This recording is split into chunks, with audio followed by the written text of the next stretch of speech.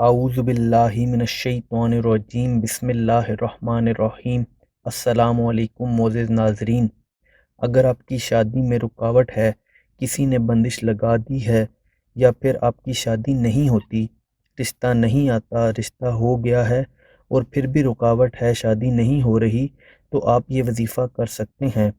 اس video میں ہم ان تمام مسائل کے حل کے لیے وظیفہ کے اوپر بات کریں گے، اور بندش کے علاج کے لیے آپ کو میں ایسا وظیفہ بتاؤں گا جس سے آپ کی شادی کی رکاوٹ، رشتے کی رکاوٹ، بندش پریشانیاں دور ہو جائیں گی، کیونکہ شادی کا نہ ہونا یا رشتوں کا نہ آنا آج کل ایک عام مسئلہ بن چکا ہے، جس کی وجہ سے ہماری بہنیں گھروں میں ہی بوڑھی ہو رہی ہیں اور ان کا رشتہ نہیں ہوتا۔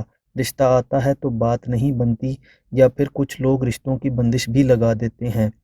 ایسا لڑکا اور لڑکی دونوں کی صورتوں میں ہو سکتا ہے، لہٰذا اس صورتحال سے بچنے کے لیے آپ یہ عمل کریں جو کہ بہت چھوٹا اور آسان سا ہے۔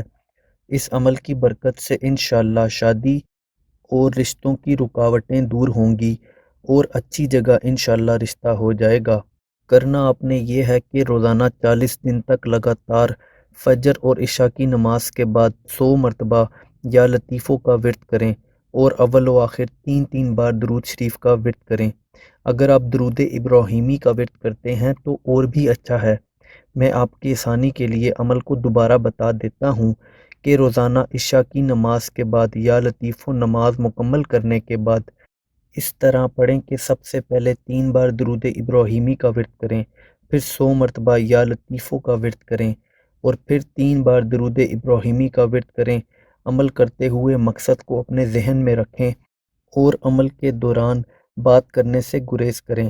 اسی طرح اس عمل کو فجر کی نماز کے بعد بھی ایسے ہی کریں جیسے عشاء کی نماز کے بعد کیا ہے، یعنی کہ اس عمل کو آپ نے 2 دفعہ، ایک دفعہ عشاء کی نماز کے بعد اور ایک دفعہ فجر کی نماز کے بعد کرنا ہے۔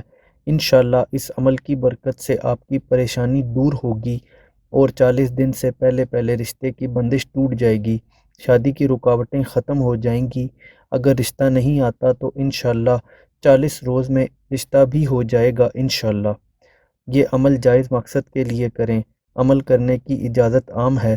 خواتین مخصوص ایام میں بغیر نماز پڑھے اور وضو کرے عمل کو کر سکتی ہیں۔